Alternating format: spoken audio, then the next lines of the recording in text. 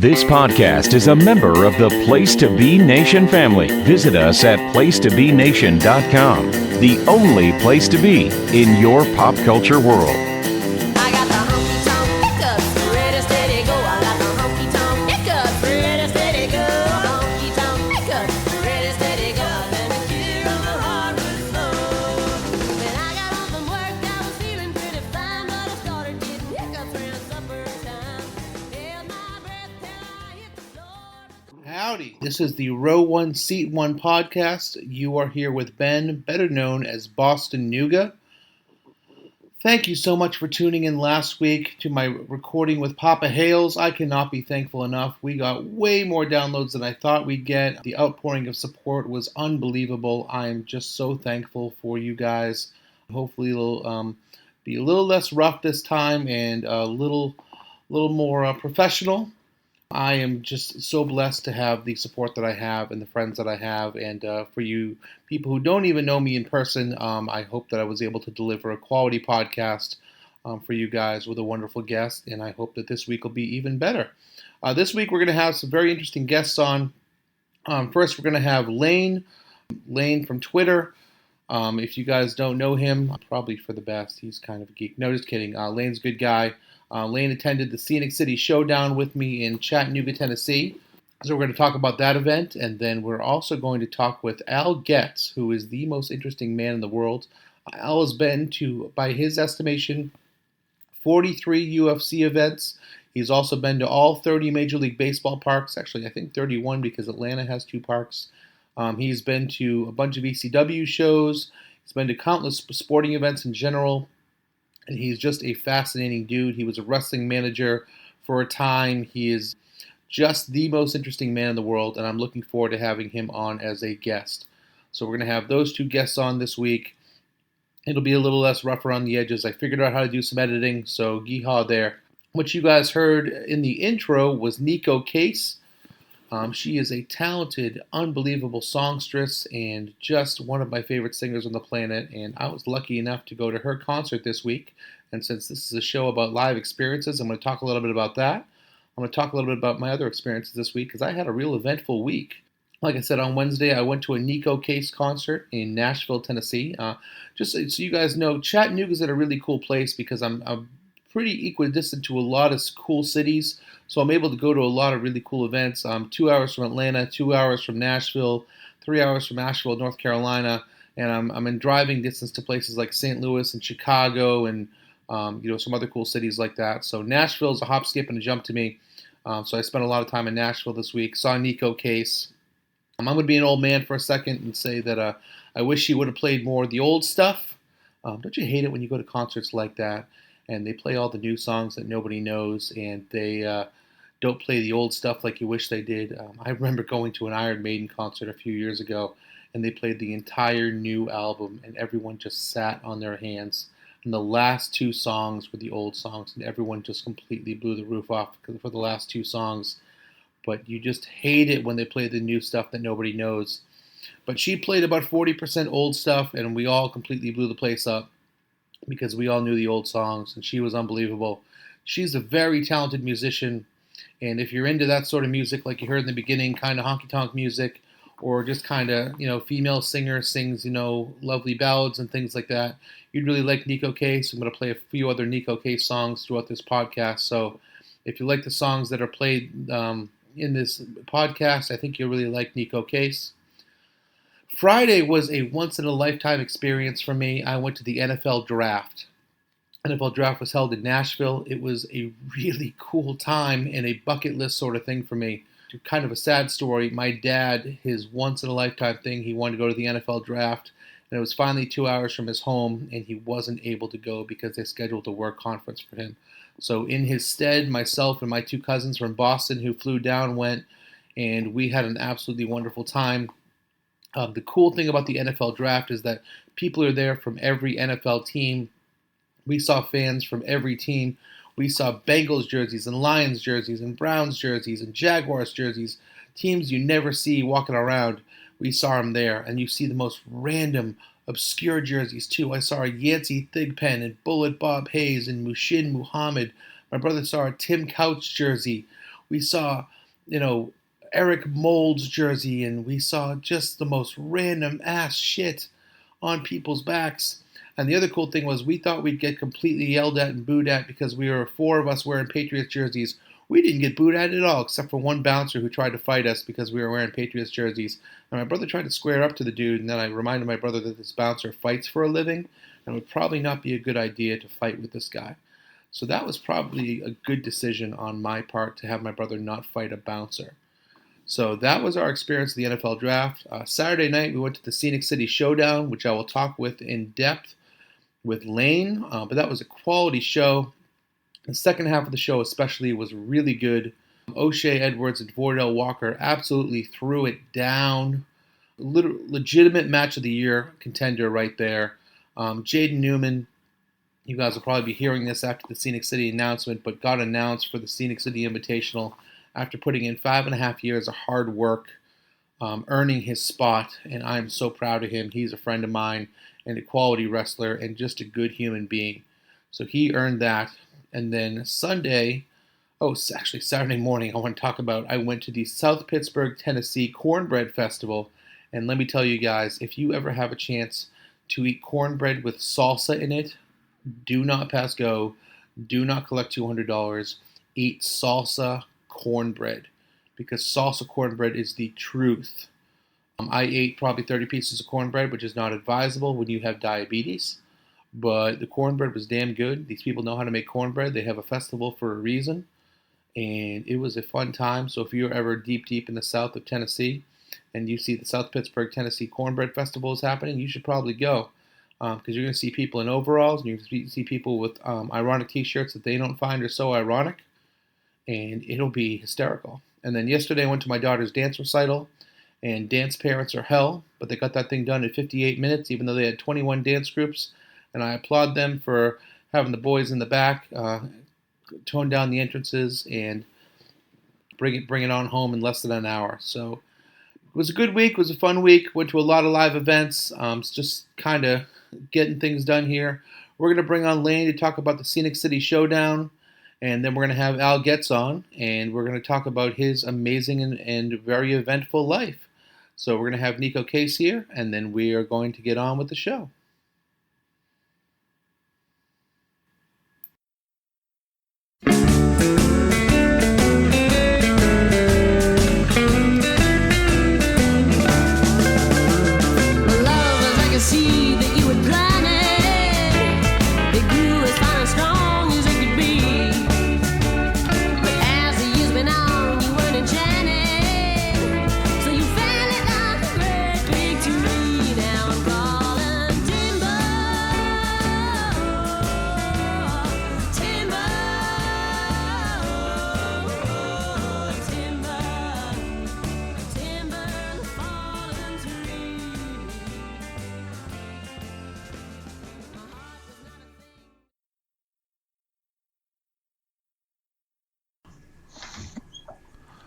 I am here with Lane. We are talking about the Scenic City Showdown that happened just tonight. That is the 28th of April, 2019. Lane, what do you think of the show? It was a really great show, especially that second half. Yeah, it was a very strong second half.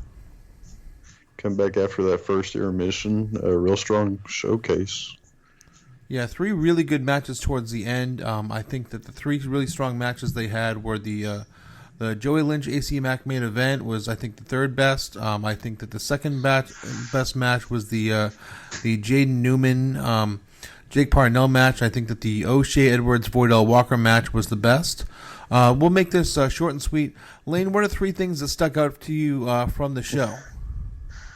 Those were honestly my main 3 as well. Honorable mention to the old lady that got took out on a dive during that 4-way hoss battle. Yeah, she was sitting next to, I got up and went to throw some popcorn out, and she was sitting next to me, and I turned to her 5 minutes before, and I said, "Hey lady, we're on dive side," and she's like, "I know," and I'm like, "No, you don't understand. We're gonna have to fucking move, and we need to move." And then I turn my back for 2 seconds, and the lady's leg gets dove on, and she was wearing a WCW Thunder shirt. No. She was wearing her grandson was in like one of like the matches, and he like copied the WCW Thunder logo. Which props to him for like if you copy a logo, like copy the WCW Thunder logo. Like that's like as logos go, not terrible. But like I was just thinking maybe she was a stunt granny, but that would be nonetheless, amazing. That would be amazing. But no, to her credit, like she didn't want to go to the hospital, and she was just like a tough old broad. yeah, So, like she toughed it out. She definitely like. She was definitely She living ate alone. so much shit. She ate a lot of shit. But yeah, I'd say those are the 3 top matches. You know what? It was a really good match, and I will say this: the Nick Iggy Bordell Bobby and Flacco, O'Shea. the Bordell and O'Shea was just they killed each other. But Nick Iggy Bobby Flacco was really good. Yeah, that was a real good like sleeper match. Yeah. I don't think people have really high expectations on it. I think it surprised a lot of people. I think that match was better than the Bobby Flacco Slim J match, actually. They're from Action a couple weeks back. Okay. That was a choice I made. I still haven't seen that match yet. I thought it was real good. I thought Nick Iggy and Bobby Flacco communicated really well in this match tonight. But matches you need to go out of your way to see. O'Shea Edwards, people are like starting to talk about him as like a top 10 wrestler of the year so far for 2019. As they should, because he is just destroying it this year. Yep. And this may be his best match of the year with Vordell Walker. Like, It's legit one of my matches of the year so far. yeah, it's that good. It's legitimately that good. Like, they made some choices during that killed match. each other. It rolled. Absolutely killed each other. Like suplexes on the floor. Yep. Like those are 2 like big beefy dudes On the And, stairs, on like metal stairs and shit. yeah, well, like Vordell doing a reverse Rana onto O'Shea. Oh my like god. guys that size should not be doing that. Vordell Like, Walker. we all actually lost our good, by the minds. way. Vordell's awesome. Like Everyone slept on Vordell Walker for the past 20 years. Like that dude Yeah. still has got it. it's so crazy, like how long he's been around. Like Yeah. especially in the South, like people know the name Vordell Walker, but it's like he'll pop up places. Then like you won't hear about him for a little while, and then he'll pop back up. We It's need to just have like a cycle of that. we need to have Vordell Walker like PCO for 2019. God, This needs to happen because like, that I just dude want to see Vordell get like catch a huge break and just start popping up everywhere. also still built like a brick shit house. Absolutely. Like just looks like he did in like 2004. All about the Vordell Walker train coming back. This is a thing that needs to Absolutely. happen. Like, he needs to be in the SCI tournament proper now. Do we want to talk about the moment of the evening?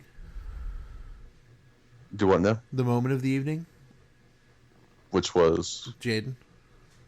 yeah, I'm real happy for him. Do you know the story he's- behind this? No. Okay, so I can actually fill you in on this.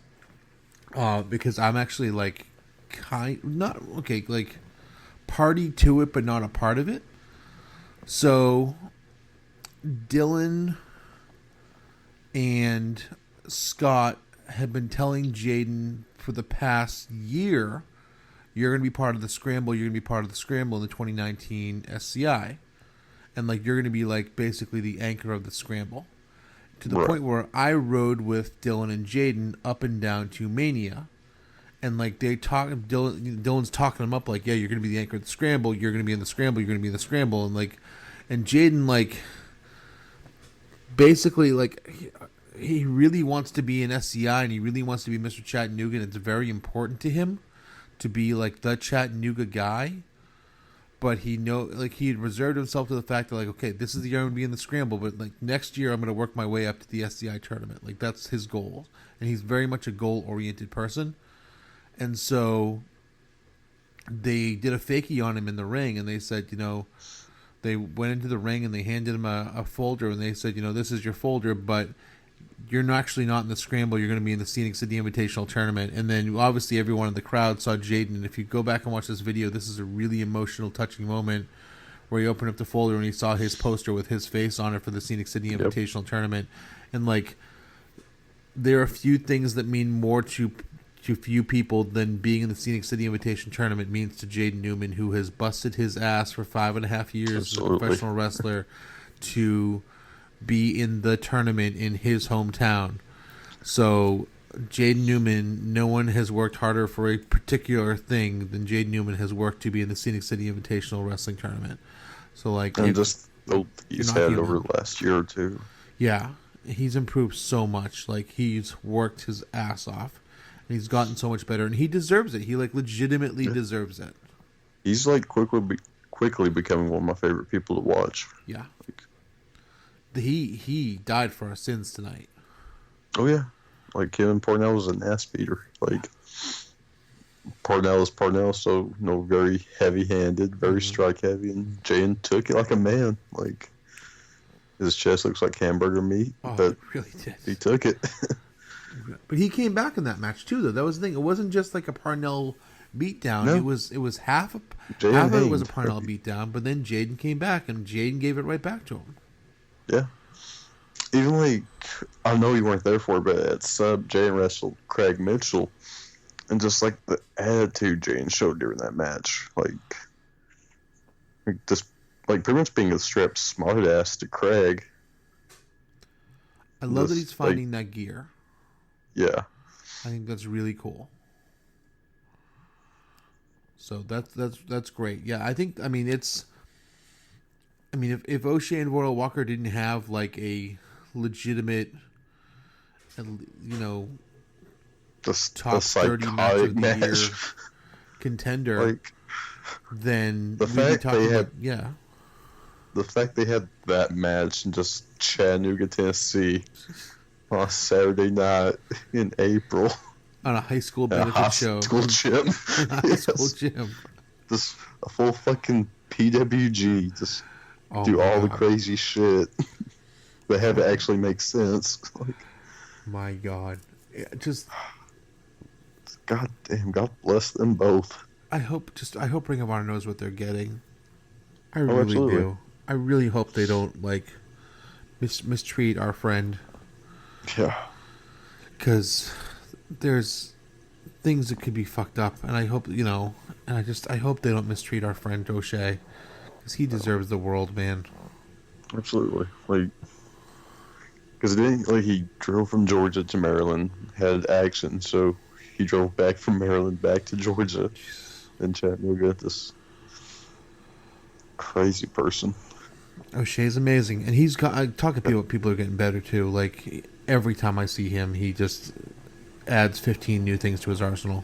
Yeah. He's so good. If you haven't seen O'Shea Edwards, listening to this podcast, and you are not well familiar with the works of O'Shea Edwards, go see an O'Shea Edwards match, because that dude is going to be a star in 5 years. So, like, should be making millions of dollars. There's no reason why he's not making millions of dollars right now. He can talk his ass off. He has a great look. Like, he's great in the ring. He has all the tools. It's ridiculous. And he's also my favorite human who happens to be a wrestler. He's just a genuinely He's just good a human great being. dude. Yeah, he's great. So much fun to be around. Yeah. Just good show, quality show. I think we had a blast. Absolutely. Just good times all around. If you are in Chattanooga, make it to a Scenic City show. Obviously, the next show that we're going to be going to in Chattanooga is the Scenic City Invitational. We'll be talking a lot more about that on the Row 1 Seat 1 podcast. We'll be having guests on who are in that, guests on who will be attending that. But Lane, I appreciate it, my friend. I'll be seeing you soon, I'm sure. And thanks for the review of the show. So thank you for having me. Thank you, sir. Oh, the path you walk is on fire, so wild and unashamed. With the passion you inspire, I'm gonna keep those minutes paid. Yeah, girl, you got that something, but all my dues are made. So come on, baby, just say the word. I wanna be a slave. I do.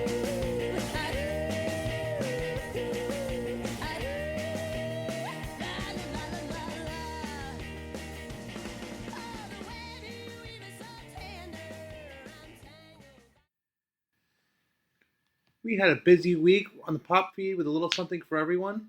The Marvel Age crew is back to wrap up the year that was 1970. Jenny and Mirandia have returned with a new Geek and Sassy breaking down Doom Patrol Volume 1.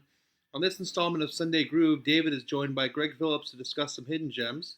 Andy Atherton brings in a host of luminaries for the newest Great Debate, looking at sports and pop culture as always. Kelly and Steve are in the house with the new Songs with Friends, talking some Lil Wayne and Dina Carter. Todd Weber brings us a pod blast to look at the premiere episode of Season 8 of Game of Thrones. The hard-traveling fanboys talk the power of Shazam in this month's Long Book Hunters. Andy was joined by Tim Capel to talk Ghostbusters in the 4th episode of Laugh-In Theater. Coming up at the end of May, the hard-traveling fanboys will be wrapping up their Hard Travelers for Hire series with a special giant-sized series of the podcast. Greg and Nick will be joined by past guests for a retrospective look back at the highs and lows of the Marvel Cinematic Universe, and they want your opinions. After you've seen Endgame, send in your full rankings of the MCU movies from 1 to 22 to nickd at placetobenation.com. The full composite rankings for Place to Be Nation will be revealed in the show, so get your ballots in to make your voice heard. Ballots are due May 16th. Over at the Place to Be Nation wrestling feed, Jeff Mikado is back in the classroom and headed towards WrestleMania 6 with the much-needed 17th episode of Jeff Learns Wrestling. JT and Chad are back in the war zone and have moved from 1996, looking at Raw Nitro from January 1st. In the premiere episode of Row 1, Seat 1, Ben Zani, hey, that's me, welcoming the one and only Papa Meg Hales to talk about his lifetime of experiences in attending live wrestling shows. Greg Diener and Robert Silva popped in with a Place to Be Network special looking at some of their choices in the Greatest Wrestling, the GWWE Tag Team projects. And you don't know Billy Jack number 5, Drew introduces Jordan to the legendary Steamboat Savage WrestleMania Clash. Over at PlaceToBeNation.com, 8 members of the staff took part in our all-time pay-per-view draft. The posted piece includes full draft results, rosters, and strategy defenses from the drafters. Be sure to check it out and vote for your favorite draft. Check out our social media pages and message board at Bigelow34proboards.com with information on joining our GWWE pay-per-view and TV Match Ever project. Get in the conversation today and start researching your list.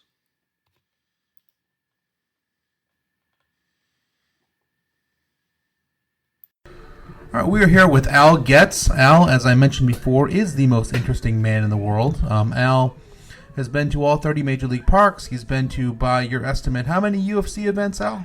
I believe the official count was 43. My goodness. You are well-traveled and just a good guy, and can't wait to jump into this. Where do you want to start, Al?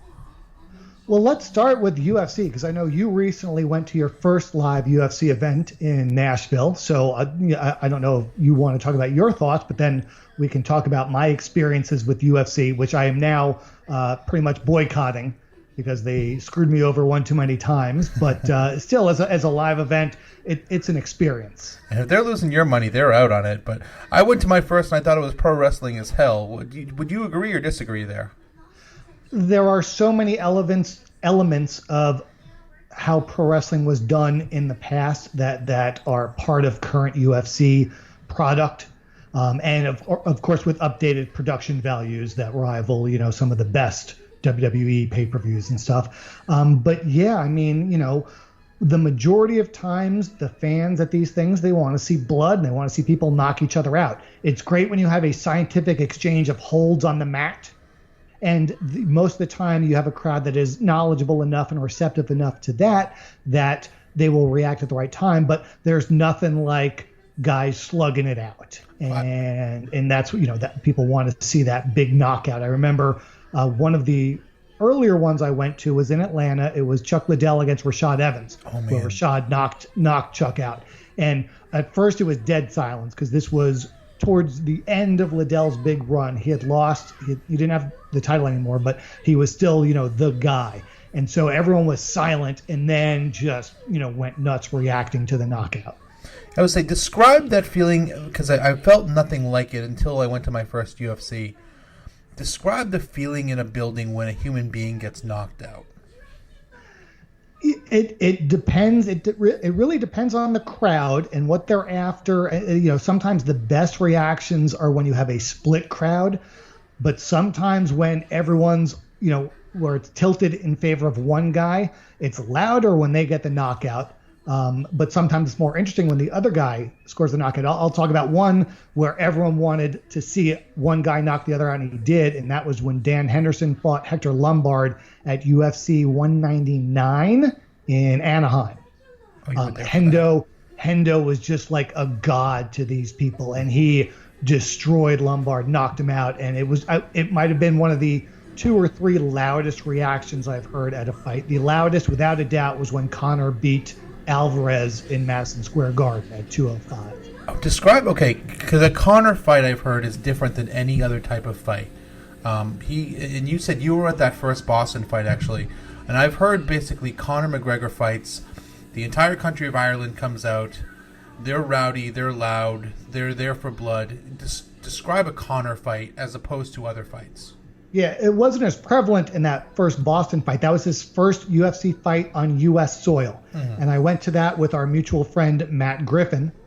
And, he had already been hyped enough that even though it wasn't one of the main fights on the card, he got a huge reaction. There were a lot of Irish fans. There were probably some overseas fans. But now Madison Square Garden, I don't know what the actual number is of people that flew in from Ireland to go to that fight, but over 10% seems a low estimate. I'd say more than that, but I'm hesitant to say 1 out of every 5 people in the Garden actually flew internationally, but there was a significant amount. Same thing in Vegas. I also, we're talking about UFC, but I did also pony up the dough to go see McGregor fight Mayweather in Vegas.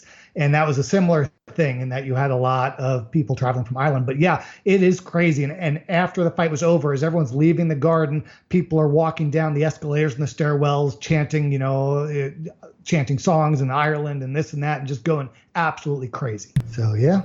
We're going to get to Mayweather McGregor, because I want to hear about that.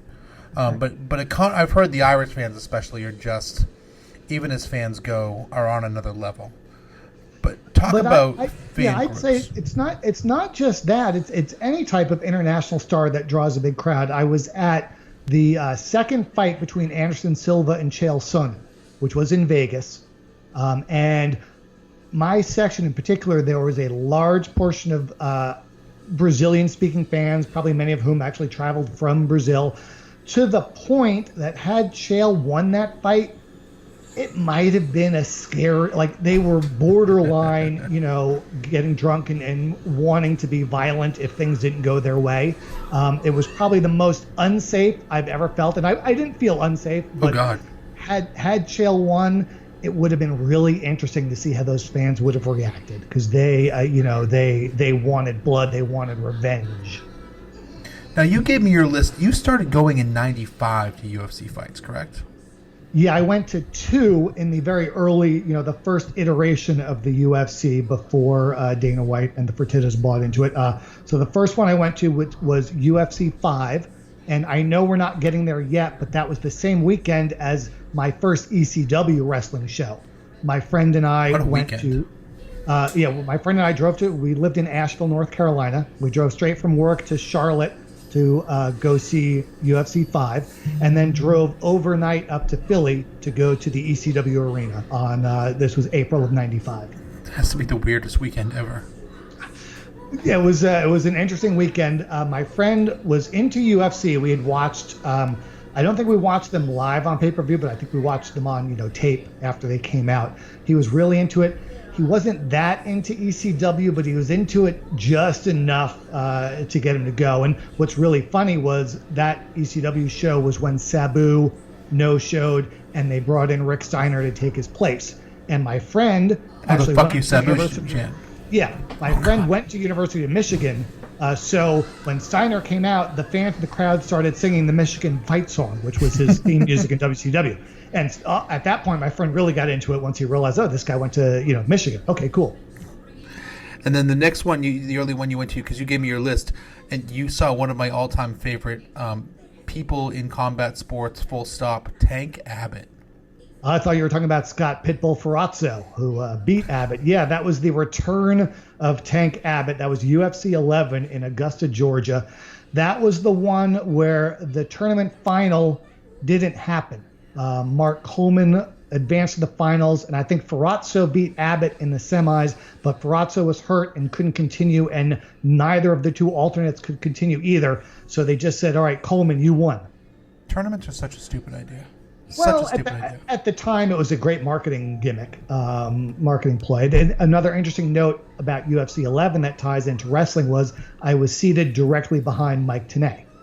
Oh, all right then. Was this when he was doing his Vegas radio show gimmick? Well, he was with WCW at this point. Oh. Probably had the hotline and stuff. I had just broken into wrestling as a manager, so I sort of. We had a little bit of things to talk about. I've also seen a Matt Riddle fight in UFC, and I once sat next to Tom Lawler at a UFC fight. So there's a couple of pro wrestling crossovers. And, of course, I've seen Lesnar fight a few times as well. Kind of going down your list, your next few fights are Chuck Liddell fights. And Chuck was my dude for the longest time. Was he the initial everyman, would you say? Was he the next guy? Yeah, I mean, he was a hero. He was a god. I remember at a fight in Vegas at one point earlier in the day, we were walking around MGM, and Liddell was there, and people were following him around like he was the Pied Piper. He was just wandering around, and he had people were just mobbing him and following him everywhere. He was an absolute rock star in the not early days, but in the that middle period when they started to gain some more momentum. But I saw him fight, as we mentioned earlier, in Atlanta, which was September 2008. The fight in Vegas was May 2007, where he fought Rampage Jackson. That fight was killer, and his Tito fights are what got me into UFC. Him and Tito, that rivalry got me into UFC, and millions upon millions of other people as well. Yeah, got a lot of people into it, and Ortiz Shamrock as well. I think that's what got a lot of people aware of UFC in the first place, and yeah, a lot of them became pretty diehard fans like myself. And their lack of having marketable stars like that since then have gotten people like me out, because those guys, and I don't know how you could have replicated people like that, like Shamrock and Ortiz and Rampage and Liddell, but the fact that they had those guys at the same time, I think we took it for granted how good we had it. Yeah, well, I think the marketable personality guys are always going to rise to the top. Granted, all of them were very talented, and the big draws today, McGregor, Rousey, Jones, or the big draws the last few years are talented as well. But back then, they had such a smaller pool of fighters to choose from, and now the UFC has so many more fighters under contract now that it's really hard for someone to stand out unless they're just really uber marketable and a good self-hype guy. That's fair. Going through here, you saw Lesnar Carwin and Lesnar Cain Velasquez. Talk about Brock Lesnar the fighter. Brock Lesnar, the fighter, was, again, one of those where you have a split audience, which is always good for reactions, because a good portion of the crowd were UFC loyalists, and they felt that pro wrestler Brock Lesnar was invading their turf and wanted nothing more than to see him get beat. But you also have a lot of people that, came over from wrestling, were probably wrestling fans that wouldn't have gone had it not been for Lesnar, or were familiar enough with his background as a wrestler in college to understand that he, while he did pro wrestling, he was at least legitimate. But yeah, there you have one of those sort of split crowd type deals. Not so much against Carwin. In that fight, that UFC was notable because one of the greatest comebacks I've ever seen was underneath that. That was Chris Lieben against Sexayama, where Lieben was losing, and Lieben, I think he had just fought like 3 weeks earlier and was a late sub for this fight, and he came in and he submitted Akiyama. That was just an amazing reversal, and because many UFC fans in the U.S. tend to cheer U.S.-based fighters over foreign fighters, it got a huge reaction. Nothing against Akiyama, but the fans would rather have seen the American win. Kind of going through here, Jones versus Rashad. Would you say that's the best rivalry of recent times? It was a big rivalry, and the fight was relatively anticlimactic. I just mean but between two yeah, fighters in general, like of two personalities still going at it between two you know, people. Dillashaw and Garbrandt and that whole thing probably was similar. It just got lost in the shuffle of a lot more noise, a lot more fights, a lot more fighters, and a lower and a lighter weight class. But it's actually very similar in nature to that. And you know, Jones, you know, even getting a shot at the title was set up. There was a great story. One of the ones you skipped was one I went to with Matt Griffin in Vegas, which was Anderson Silva against Vitor Belfort, which was the one where he did the Seagal crane kick deal. But what's noticeable was we were sitting in front of this guy who all through the undercard was drinking and getting loud and rowdy and wanted everyone to know that all he cared about was Anderson Silva. And as loud and annoying as he was through all the prelim fights, he kept saying, but man, once Silva comes out, I'm not going to shut up and I don't care what you all think. And sure enough, he lived up to that billing. He just would not shut up the whole time. He was super drunk by this point. His girlfriend was almost embarrassed. But he got the finish he wanted because his boy went over, and it's one of those, you take it with a grain of salt. We're all there to have fun. Was he annoying? Yes. Did he truly take away from my experience? Not enough to really, you know, turn around and say, hey, shut up. You know, sometimes you got to deal with drunk idiots at these things. You've seen GSP. GSP is a fighter. He's so well-rounded. I remember seeing him come up and just thinking there's nothing this guy can't do. Is in person, is he every bit as awe-inspiring as he seems on tape? To me, he was, but I should say the two fights I saw him at live had special meaning. One was in Montreal, so the reaction to him there is probably much different than had he fought in Vegas or more so on a neutral site in the U.S. But yeah, that was a record crowd, right? Yeah, I think so. And he was fighting Diaz. It was GSP against Diaz in Montreal. So the ultimate trash talker against, you know, the local legend, hero, god. So it was a great atmosphere, a great environment. And then UFC 217 in New York, where he came back to beat Bisping to win the title. Again, that was just, he got another rock star reaction because it was in New York. He had been gone for so long, and Bisping knew how to play the heel. You start to go a little more into 2013. The first name I see pop up here at the end of 2013 is Rousey. Did you know right away with her?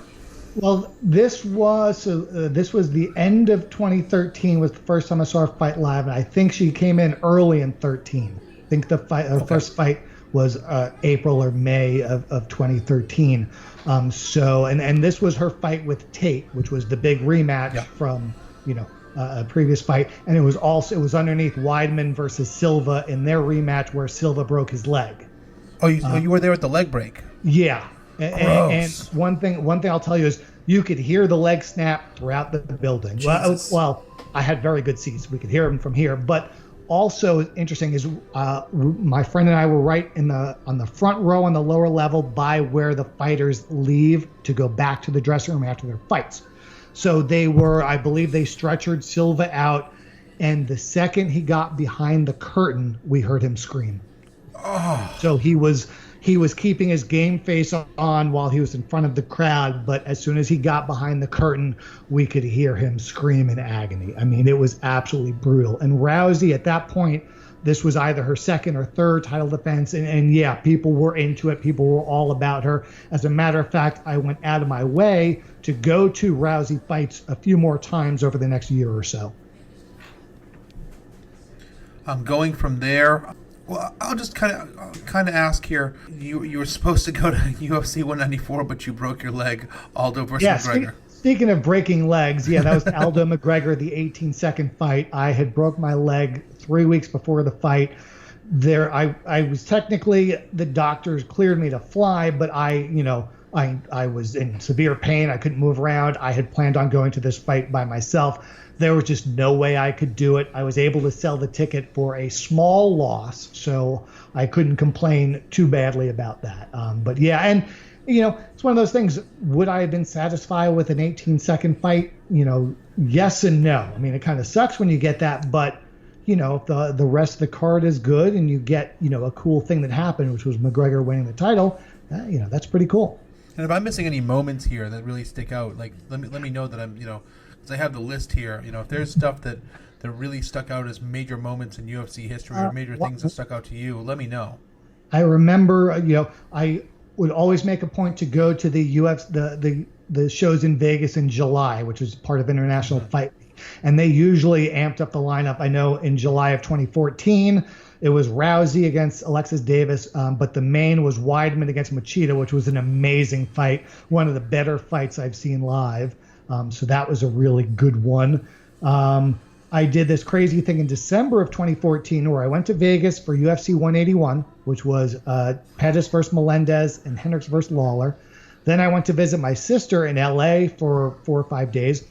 Flew back to Vegas to catch the Ultimate Fighter finale, which was the women's strawweight tournament. Mm-hmm. So it was Esparza beating Rose Namajunas in the finals.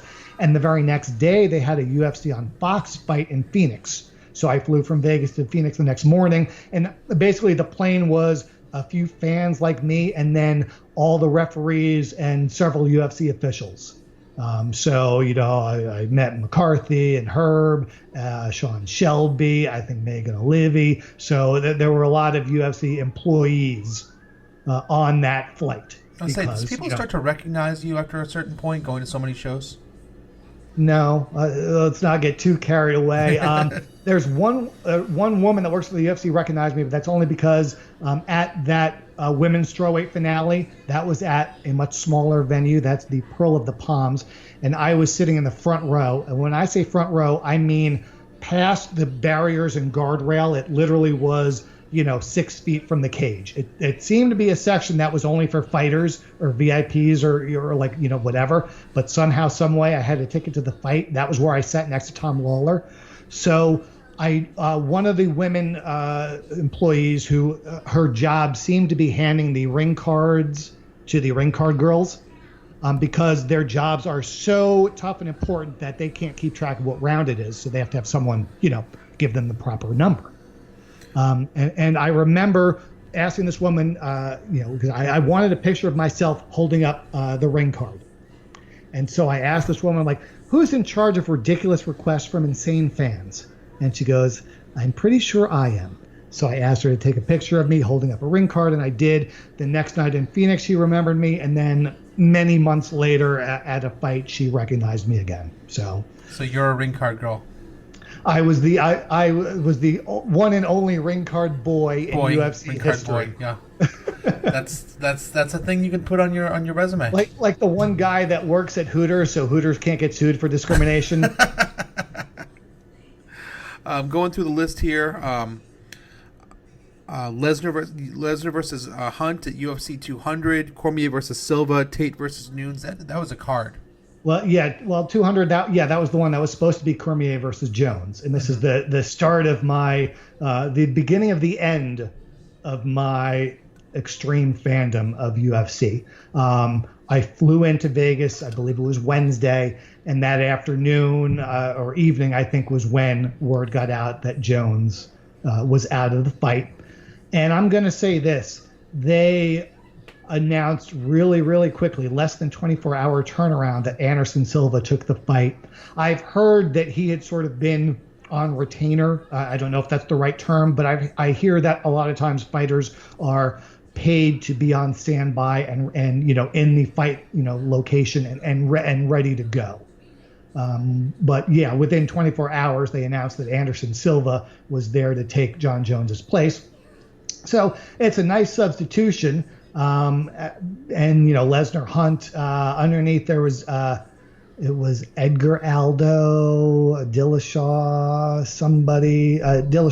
Sunsao. There were a couple of good fights and rematches underneath the card, and it was a monumental fight because it was the 200th, and it was the first one, I think, in the new T-Mobile Arena in Vegas. Might have been the second one there. So you said you started to fall off. Some people had already kind of fallen off by this point because it started to feel watered down. But you still went to a lot of them after this. Yeah, but prior to this point, there had been a number of times where I bought tickets for a fight, and the main event fell through. I know one of them, the main event ended up being Rampage against Matt Hamill. It was supposed to be Frankie Edgar against Gray Maynard, but one of them got hurt. A couple of times in Vegas, I bought tickets to see GSP versus Diaz, and I think on 2 occasions that fight got pulled as well. And the other interesting thing, I would buy my tickets for the UFC pre-sale, which was, you have to join their fight club or whatever. And every time there would be a replacement, it seemed like tickets would go on sale. And then later that day is when they would announce, oh, this guy's hurt and the fight has been changed. It happened one too many times to be a coincidence. So they really do pull the rug out. Yeah, or they wait until a certain number are sold and then they say. But usually when the main event is changed, I'm offered a refund. And I know, and that's what happened at the last event I was supposed to go to in December of last year, which wasn't because a fight was changed, but it was because the location was changed. Yeah, let's talk about that for a second, because is that the end for you? I will probably, it will take a lot to get me to make travel plans to go to a UFC fight. There was a fight recently here in Atlanta. I didn't go. If it's in my backyard, certainly, you didn't come with me to Nashville. And I didn't, that's planning a trip. That was UFC 232, Jones and Gustafson. Explain what happened, because some people aren't totally up to speed on what happened here. So Jones had a previous suspension for failing a drug test. And his drug test for this fight came back with very small amounts of, I forget the exact drug, but the drug that he had been suspended for in the first place. And let's not forget, this is also a guy that was involved in a hit and run with a woman in his car that was not his wife. And then a couple of years later was involved in a hit and run where he fled the scene. Did. And there was drugs in the car, wasn't there? No, I think the issue was he fled because he probably was under the influence of something. Okay. But he came back, and instead of checking on the pregnant woman that he hit, he grabbed a bag of cash that was still in his car and then ran away again. And he's failed many drug tests, right? He's failed a couple, and he failed one for cocaine, even though they're not supposed to test for cocaine, which sucks for him, but at the same time gives you some window into the type of person he is. Yeah. So this fight came up in his drug test. It revealed very, very small doses of this drug, and the Nevada Athletic Commission didn't feel comfortable sanctioning the fight with only a few days to really investigate and try and figure out what this is. As it turns out, it's apparently due to pulsing, that the effects of taking this drug are going to be in his system for the rest of his life. Which now basically has carte blanche to fail any drug test. But what they did, they got the state of California to agree to sanction the fight, and they moved the fight, the entire fight card, on a week's notice to California. Now, I have heard, first off, they issued me a full refund for my fight ticket. And I've heard that fans that reached out to the UFC in many, maybe even all cases, took care of travel arrangements to get fans from Vegas to LA to watch the fight. That's nice, I guess. It's what's more. I mean, they I guess. They didn't have to do it, but they really should have done it, and I believe that they did do it in many, many cases. So there is that, and for me, I love other things about Vegas. So I was still happy going to Vegas at the time. You've only been there 100 times, so. Yeah. Ended up not going, didn't make the deal to go to the fight, but I still had a good time. But yeah, at that point, it's going to be very hard for me to make travel plans to go to a fight with so many cancellations of the main events happening and this and that. It is just, and it's not just that they moved the fights, they moved the fight because of John Jones and his track record of being a piece of garbage. They made a business decision, obviously. They screwed over 16,000 people in order to, not screw over however many hundred thousands of fans were wanting to buy the fight on pay-per-view. Dave Meltzer had an interesting, proposal after the fact. Why not take 2 or 3 fights, including Jones and Gustafson, and move them to LA and have the rest of the card at the arena in Vegas. The WrestleMania 2 plan.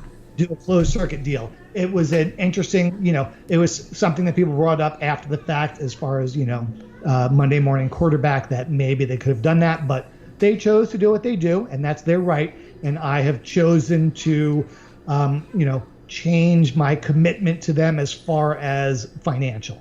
No buying expensive tickets and traveling to go see fights. I still watch it on, ESPN.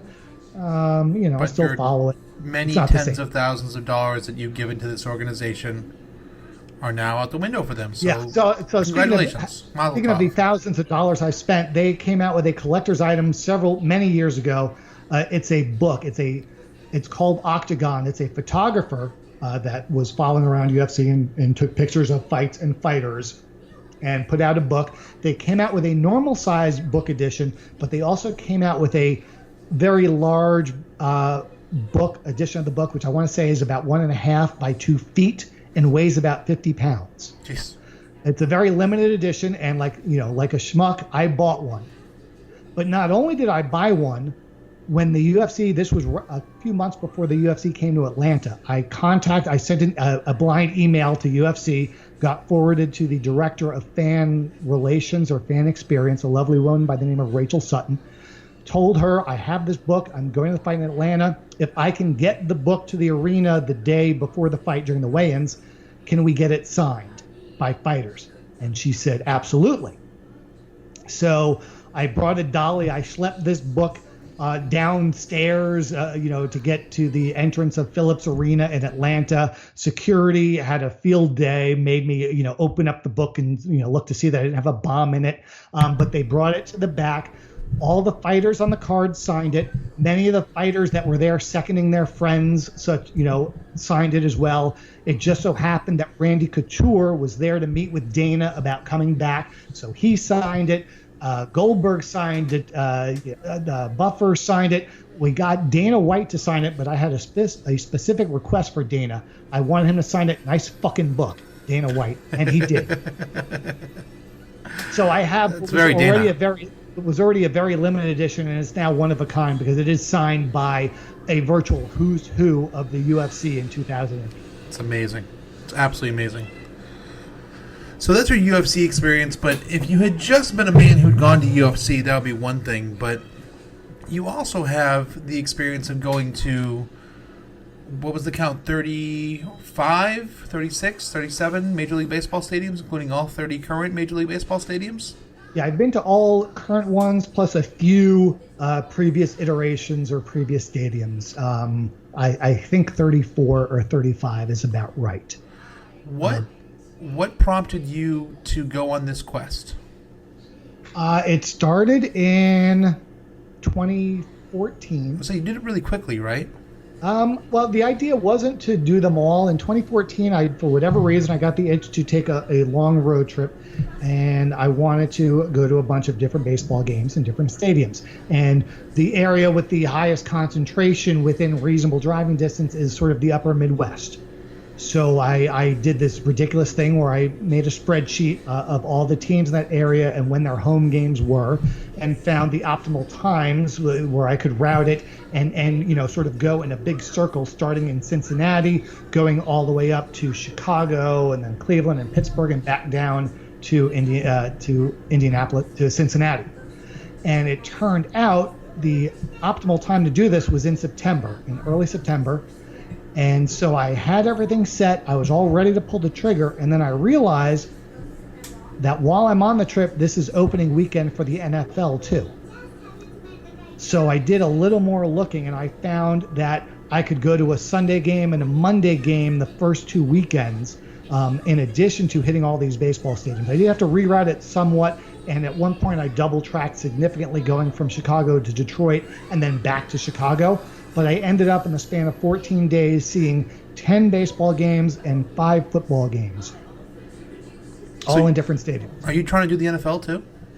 I'm not. I thought about it. I'm not going to do it. That's harder to do just because they only all play on Sundays. Well, no. Nowadays there's Thursdays, Sundays, and Mondays. Yeah, true. I look, and there are a couple of places where maybe, just maybe, you can make a Sunday 1 o'clock and then catch a flight to a Sunday night game.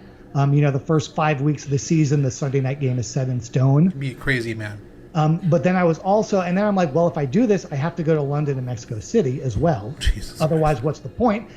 And so I'm like, all right, can I do this? Maybe. But then when I looked up the London schedule, there's 2 separate stadiums that they have games in London. They have 2 games in Wembley and 2 games in another.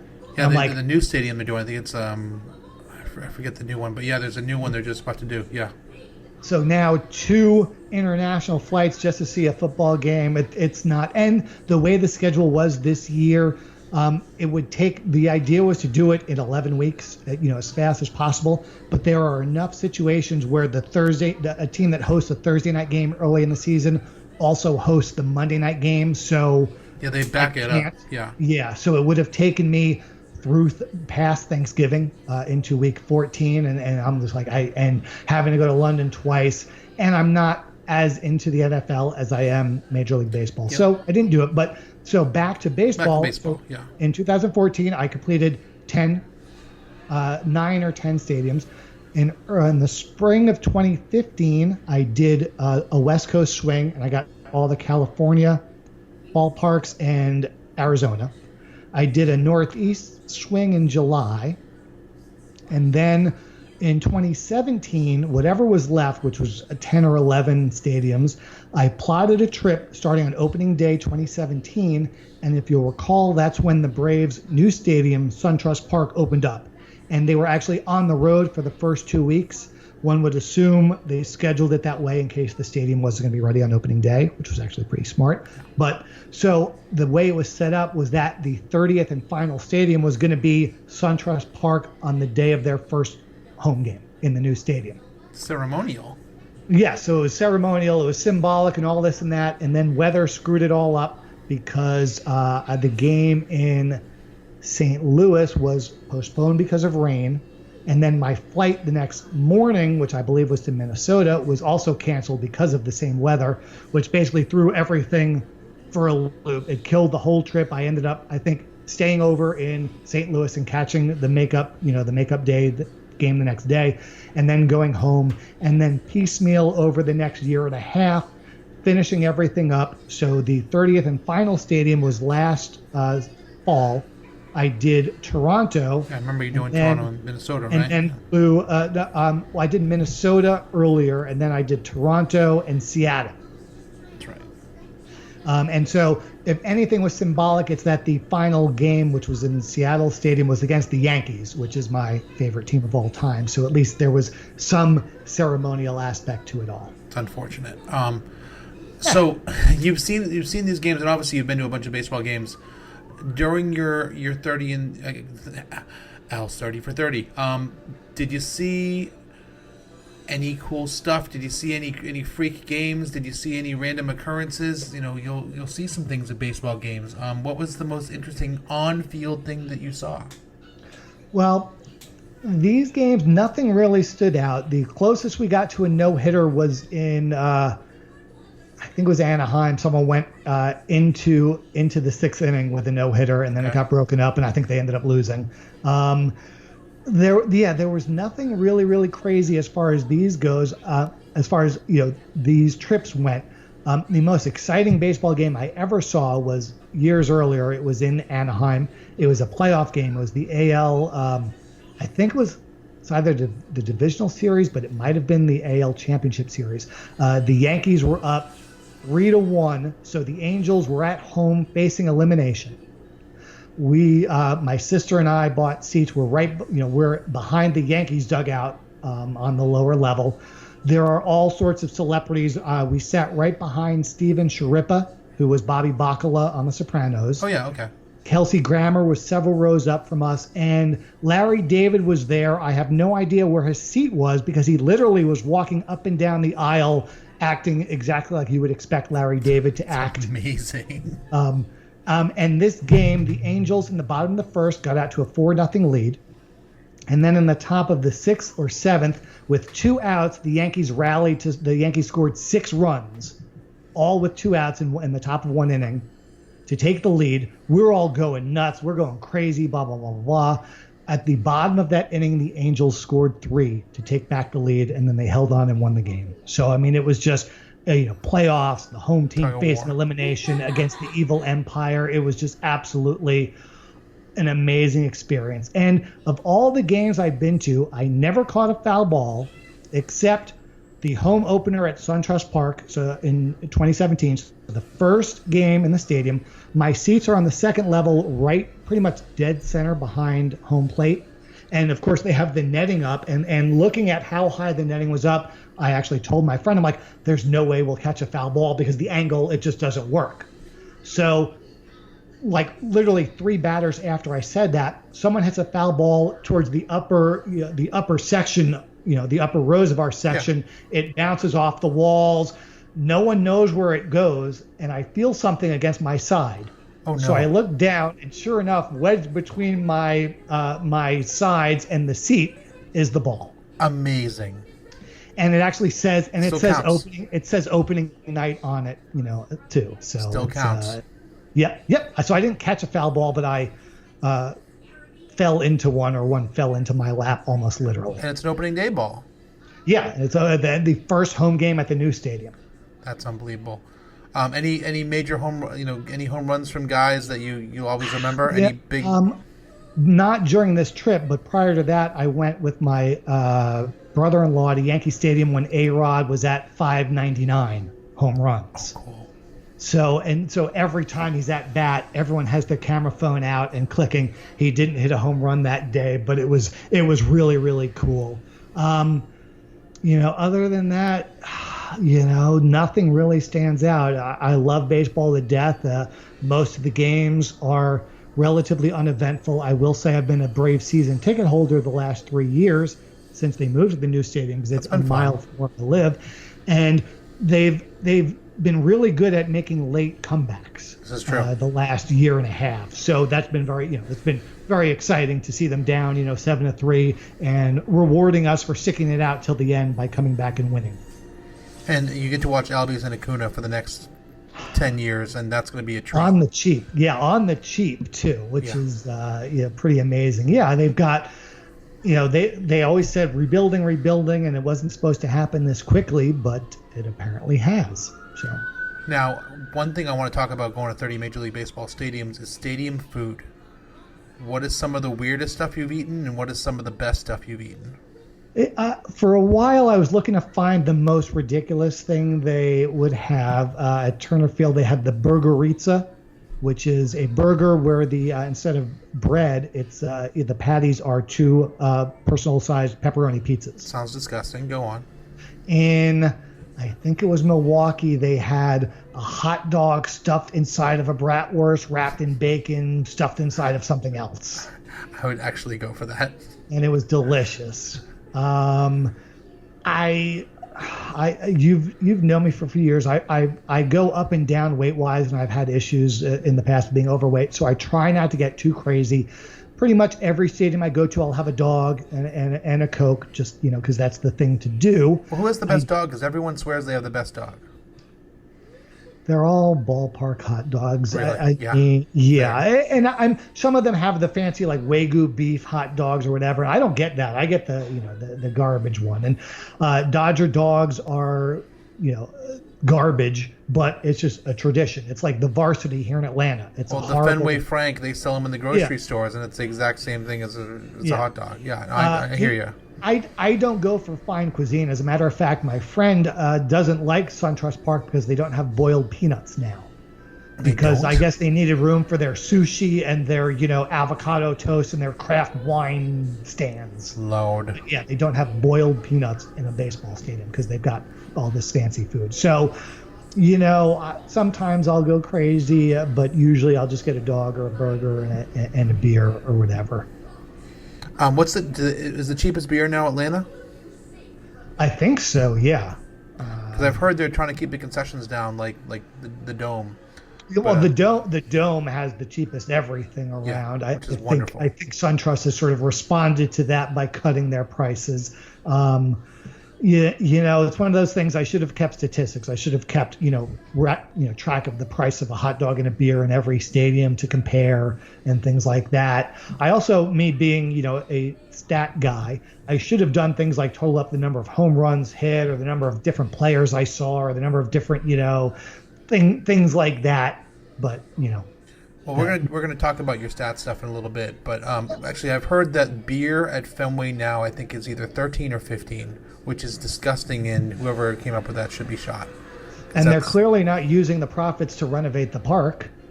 They're renovating around the park. Well, there's that. Well, and so as we've established, I'm a Yankees fan, so I'm supposed to have this deep-seated hatred of the Red Sox. And yes, I hate the entity of the Red Sox. I generally have nothing against the individual players. Same goes for the Patriots. Mm-hmm. We give each other shit. Yeah. Yeah, we give each other shit, but it's all in good fun.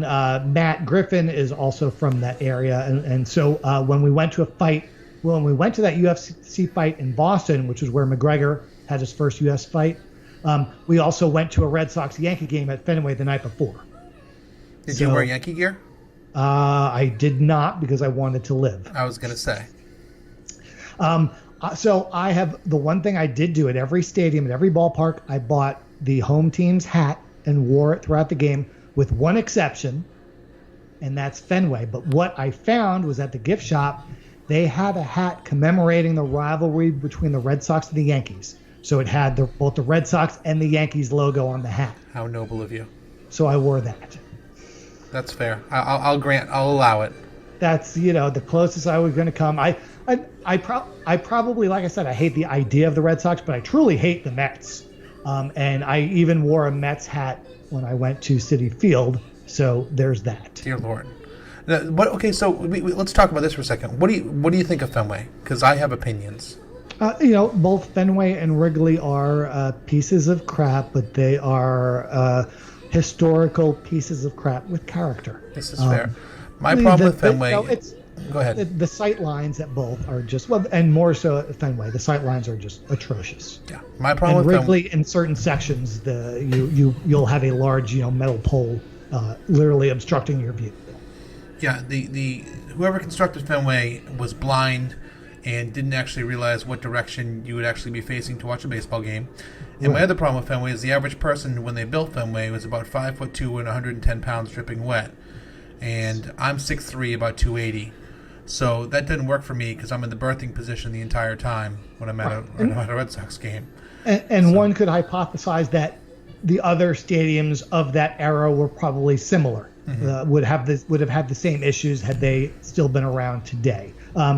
But that being said, neither of those two were my least favorite stadium. What was it? Oakland.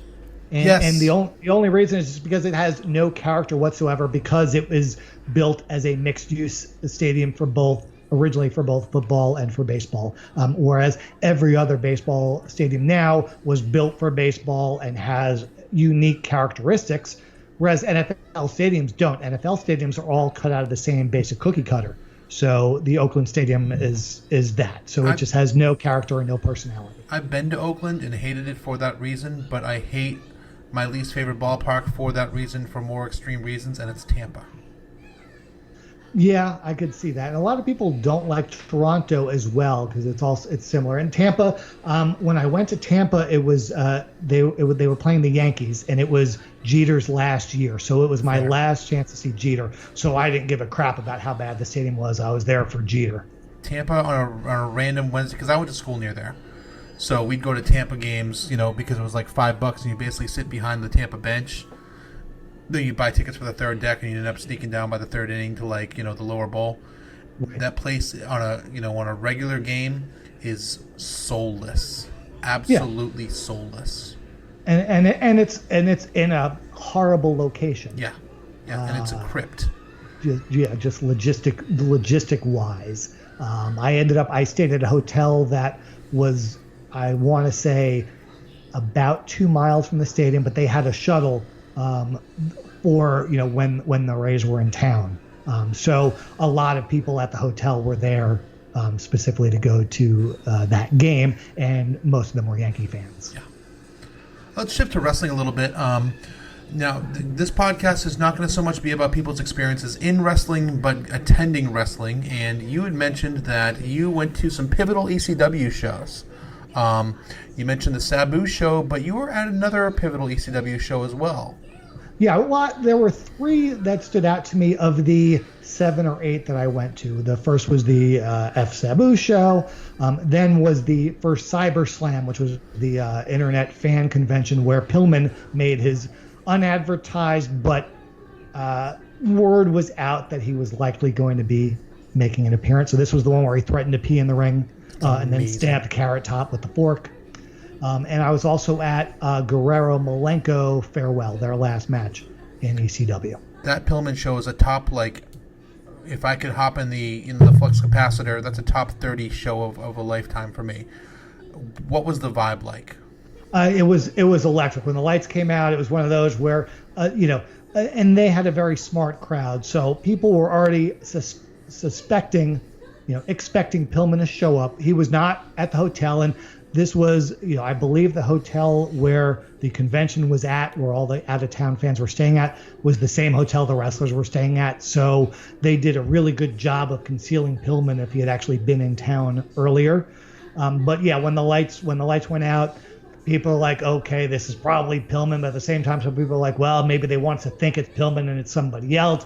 And then when they come on and it's Pillman, it's, oh my God. I mean, this was a guy fresh off WCW TV that was playing the loose cannon, that was already over with the smart marks for being, for saying, I respect you, Booker man. They were like, this is our guy. And of course, then Pillman basically turns heel on the crowd. Oh, yeah. And does a masterful job with his mic work, because this is a crowd that wanted to love him no matter what. And when with my experiences on the other side of the fence in wrestling, a lot of times it's hard to get people to react a certain way if they don't want to. But Pillman did a masterful job of getting them, the crowd, to turn on him pretty easily too. So yeah, there were some memorable moments in the ECW arena. I had gone to a couple of WWF house shows at Madison Square Garden in my teenage years. As a matter of fact, I went to the first live wrestling show I went to was March 17th, 1985 in Madison Square Garden, which was 2 weeks before WrestleMania 1. And this is one of the things that always strikes me as amazing. They ran the Garden every month. And when I say every month, I don't mean every 4 weeks. I mean 12 times a year. So slightly less, often than every 4 weeks. Sometimes it was 5 weeks.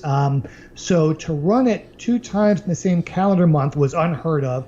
And to run it 2 weeks before the biggest event in this company's history that, if it didn't go well, Vince would be out of business. That's a risk too. It's just one of those things. They probably had the monthly Garden schedule set a year in advance. That's probably how they work the contracts.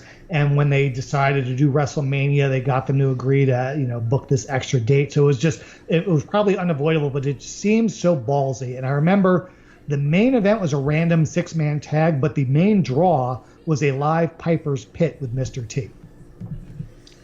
So again, you talk about an electric atmosphere. You had a crowd that hated Piper and wanted him to get killed. And Mr. T, was there 2 weeks before the big fight at WrestleMania 1. I mean, that again, I just remember that being absolutely electric. And another thing to tell you how the times have changed. This was a birthday gift from my older sister. She took me to the Garden for my 14th birthday. She was a photographer. She had a pretty good camera, took pictures a lot. She actually waltzed on down and asked someone if she could take pictures. Not only did they say yes, they let her inside the guardrail. What? To take pictures. It doesn't help that my sister, it didn't hurt that she's probably, she was somewhat attractive, and I say somewhat, underselling it. She was attractive, and but yeah, can you imagine that nowadays? Some random fan wanting to go in over the guardrail to take pictures. They would laugh at you. But yeah, at a random house show at Madison Square Garden, they let my sister take pictures. Of course, I still don't have those pictures anymore, which sucks. But so, and then Madison Square Garden, describe the atmosphere in those days while the territories were still built, being basically deconstructed. Well, yeah, this was, like I said, this is 2 weeks before WrestleMania 1, so the WWF is their hype machine is at a fever pitch. They've got Piper and T there to build up, the main event at WrestleMania. But aside from that, it was a standard house show. I think the big thing was Valentine versus Tito for the Intercontinental title. It might have been a lumberjack match. That rivalry was amazing, by the way. Yeah, it was a great rivalry, and I remember the crowd was loud for that. But I mean, they were hyped for David Sammartino versus Swede Hansen, for God's sake. This is New York. This is the biggest, the biggest city. What they were used to getting, though. They're used to getting the biggest events. They're used to being number one, and the WWF was just on a roll and steamrolling the hype machine. It was just electric, and that's why I went to the first 2 UFC fights that were at the Garden. I actually went with a guy I met years earlier in California at a UFC fight who was originally from New York. But I remember I went to a fight with my sister, and we sat next to this guy who was there with the girl he was dating at the time. And the girls ended up talking to each other, and me and this guy ended up talking to each other, found out we're both originally from New York, and big UFC fans. So we would meet up at UFC fights in Vegas a lot. And we always said, if they ever get into New York and go to the Garden, we're going. And sure enough, they did. And so that's cool. I just had to see the UFC in the Garden, for the first time ever. And what an amazing fight that was. That was McGregor Alvarez. Oh yeah, that's can't match that. Yeah, and that's why I went to the Ring of Honor in the Garden too, because I'd never been to the Garden before, and I felt the ghosts. Yeah, it's just there's so much history there in wrestling, but in all sports and entertainment. Every major touring act was there. It's just one of those. Nowadays, concerts have the same set lists, house shows have the same lineups, but back then, everyone turned it up a notch for the Garden. And of course, the Ring of Honor show, I'm sure everybody turned it up a notch there, except for Enzo and Cass, but I mean, it's the house that Dice Clay built. I mean, that's all you can really say about the Garden. Yeah. It's a magical building, and me being from New York, it's even more special to me. So you've been to wrestling shows. Did being a fan? I'm not gonna. The other podcasts have gone into your career as a wrestling manager, but did being a fan? What clicked in you to make you want to enter the business? The first time I ever saw professional wrestling, to the best of my knowledge, I was in Florida visiting my grandparents and watching TV, and Dusty Rhodes came on to do an interview. I don't even think I knew that he was a pro wrestler. I don't even think I knew what I was watching. But Dusty, and this was probably 79, 80, 81. So I mean, Dusty on the mic is just magic. And I remember distinctly saying to myself, I have no idea what this is, but this is the coolest thing I've ever seen in my life. What's the best wrestling show you've ever been to? Best wrestling show I've ever been to? I'd say the ECW, probably that first three-way dance, because you had Steiner coming in to sub for Sabu. You had Paulie whipping the crowd into a frenzy with the fuck Sabu. Plus you had, I think, didn't Scorpio beat Guerrero for the TV title on that? I think that was that show as well. I'm cursed with a terrible memory. Yeah. It was just, again, it was just one of those. Paulie did an incredible job because he came out at the beginning of the show to do his speech. And he had the crowd eating out of the palm of his hand. He had everyone whipped up into a frenzy. And I'd say that's the most enjoyment I've had at a live wrestling event. I also went to WrestleMania 30. I was there as well. Most fun I've ever had my pants on.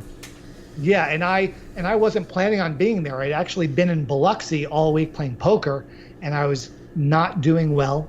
And when that happens, I usually just cut myself off, because when you're down, you tend to make stupid moves. You tend to act stupidly playing poker because you feel you have to make up what you've lost.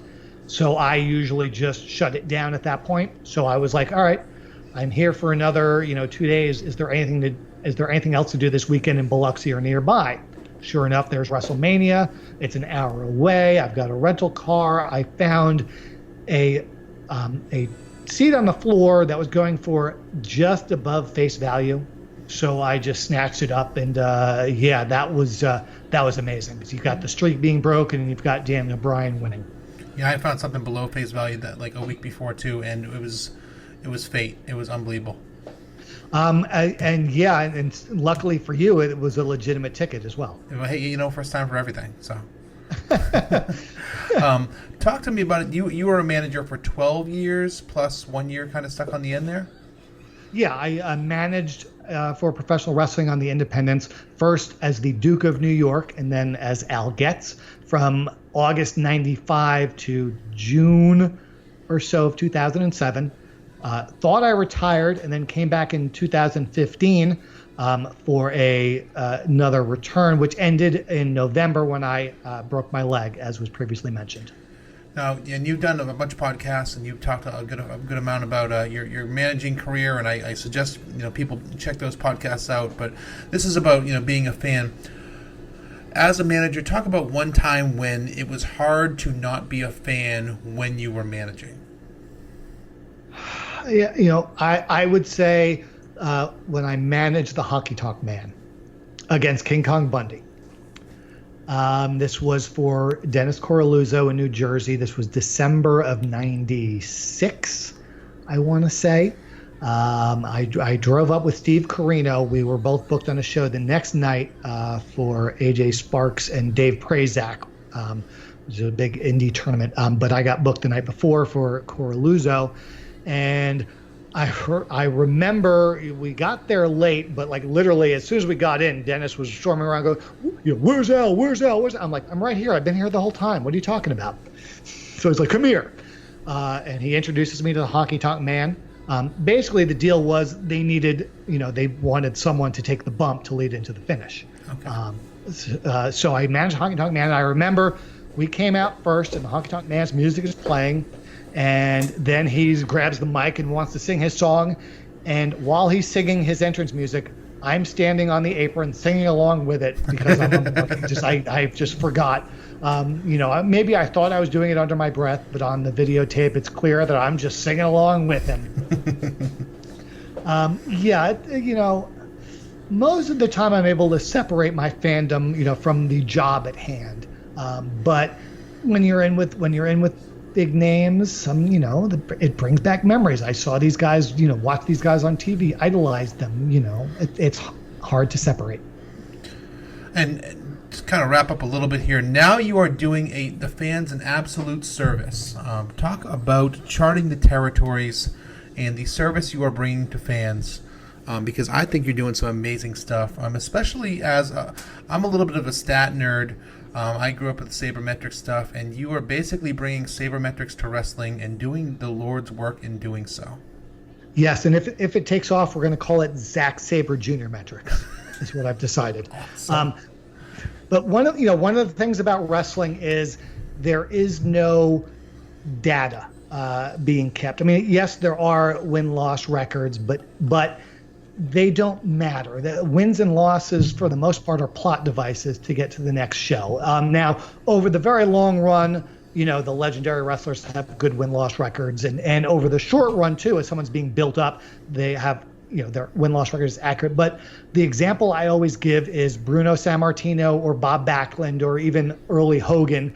Their title defenses, it would be between a 1-match or a 3-match series at each arena, and what determined how long it went was the attendance. If it sold out, they'd run an angle for a rematch. And if the house was down, they'd kill it off and bring in a new challenger. But if Bruno is feuding with Waldo Von Erich, if Bruno wins by DQ or loses by countout, they're the same exact thing. They are merely plot devices to build to a rematch. So win-loss records don't mean anything. So I basically invented a statistic, because that's what math nerds do, that looks at a wrestler's position on the card. If wins and losses don't matter, if you're always in the main events, that means something. If you're always in the opening match, that means something as well. And that's not to discredit preliminary wrestlers, because they all served an important job, an important function. But if I could find a way of measuring someone's average spot on the card, value. Yeah, perhaps that can show you their worth to the territory. And granted, sometimes it's due to nepotism or there are other reasons. But for the most part, main eventers are put in the main event spot because they are believed to be able to draw. So the statistic I created, I named it statistical position over time, which sounds a little jinky, but the whole idea was to get the acronym of SPOT. Because in wrestling, we always refer to wrestlers' spot on the card. So the spot rating or spot ranking is a number between 0.0 and 1.000. So it's scaled similar, it looks like a batting average. That tells you a wrestler's average spot on the card over a fixed position of time. And just like batting average, you can do it, you can have for the month of April, his batting average was this. You can do the same thing with a spot, although the more data points you have, the better the number. And so it tells you a wrestler's average spot on the card. If someone has a 1.000, that means they were always on the main event for the period in time you're looking at. And from there, I'm also doing I'm doing some other things with data. Back in the days, most of the territories ran multiple shows per night with different crews. They would have, 18, 20 wrestlers, and they would send them to 2 different towns. And it wasn't the same lineup every night. Some towns were more important, had a larger population or a larger venue, so they would get a stronger card than what we refer to as a B town. So I've used the spot data to now come up with a way of ranking the towns to see, who's in the main event in a specific town, and like, over a period park weighted factors, basically. Yes. Yeah. Yes. Something. Yes. Arena weighted factors might be a way, a way to, look at that. So what I'm doing for now, I'm focusing on the Leroy McGurk and later Bill Watts territory, commonly known as Mid-South or Tri-State, which actually was only known as Championship Wrestling for most of its time. But we're going from 1966, and I'm going to follow it all the way up through 1986, which was when Bill Watts went national and renamed it the UWF. And tell people the extent that you're going for this. Tell people where you've been the last week. One of the things is where to get this data. The first step is there are several online newspaper archive sites. They're subscription-based, and they have searchable indexes where, so you can look up Danny Hodge or Junkyard Dog or so on and so forth. Or if they had a wrestling show they normally ran on Mondays, you just look at the Monday paper and look at the ad. But not all newspapers are on any of these sites.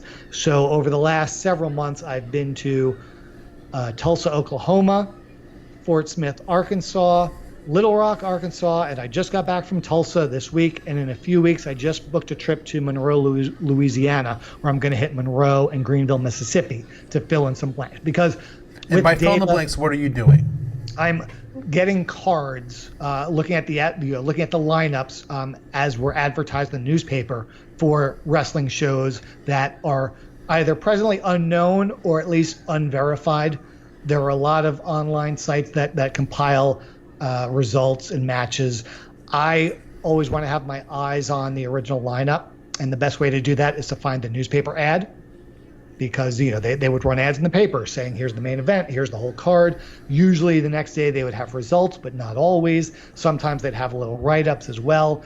So the idea is to get as much data as possible, including and I've gotten a ton of cards that are not available elsewhere. You're burying the lead here, man.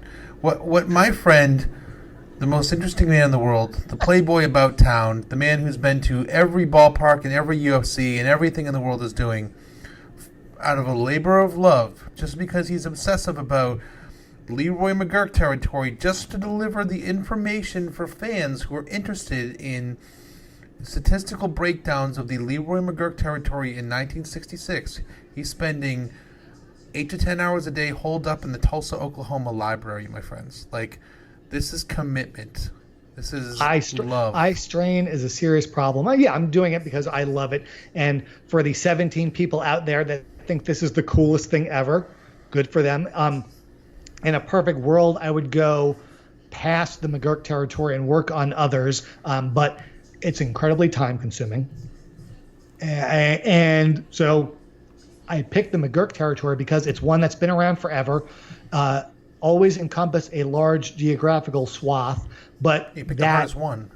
but that also changed over time. They expanded into Louisiana and Mississippi, and then over time, as we talked about weighting the towns, there was a distinct change in the strength of towns. It seemed the Louisiana and Mississippi towns were drawing better, and Oklahoma, Arkansas, and Missouri were not. And it'd be interesting to really drill down and see if it was a chicken or an egg, whether the Louisiana and Mississippi towns drew better because Bill Watts got better talent booked down there, or because they started to draw better, they would bring the better talent down there. So it's one of those things.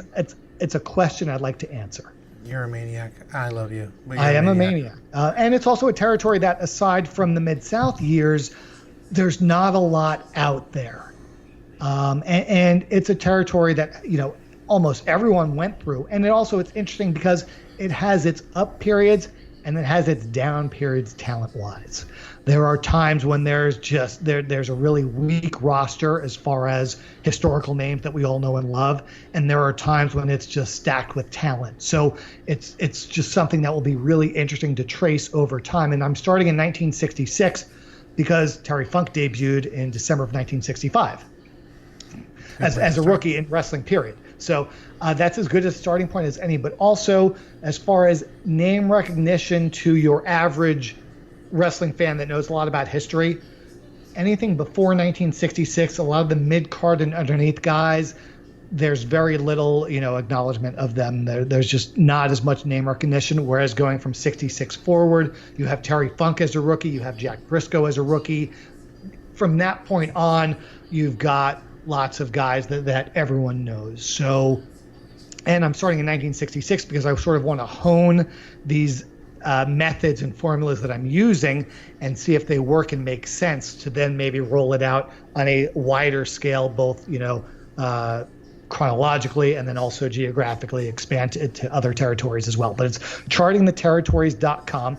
It's a horribly ugly, outdated formatted blog, but it's a blog. You can also find me on Twitter at algetzwrestling.com. That's Getz with a Z. So Al, Getz Wrestling is my Twitter handle. Al, it's been an absolute pleasure. I love you to death. You are just a fascinating human being, and it's been just a joy having you on the show. I root hard for your adventures in Tulsa and your adventures in wrestling and life in general. You're a friend. You're a gentleman, and I've loved having you on. I really appreciate it. And this is 2 weeks now in a row we've talked about Terry Funk as a teenage wrestler, so we're off to a pretty good start. Thank you for coming on, my friend. Terry Funk is the man. Yeah, thank you. And we'll see you next time at the when we're at an arena together. Which one of us gets row 1, seat 1, though? No, the answer is Papa Hales, actually. Papa Hales, he's already got that locked down. All right, so I'm row 1, seat 2. Yes. And you're row 1, seat 3. I'm wherever my daughter gets to go, I sit next to her, so yes. Fair. Well, thanks for having me, and I appreciate it. Al, it's been a pleasure and an honor. Talk to you soon, my friend. All right.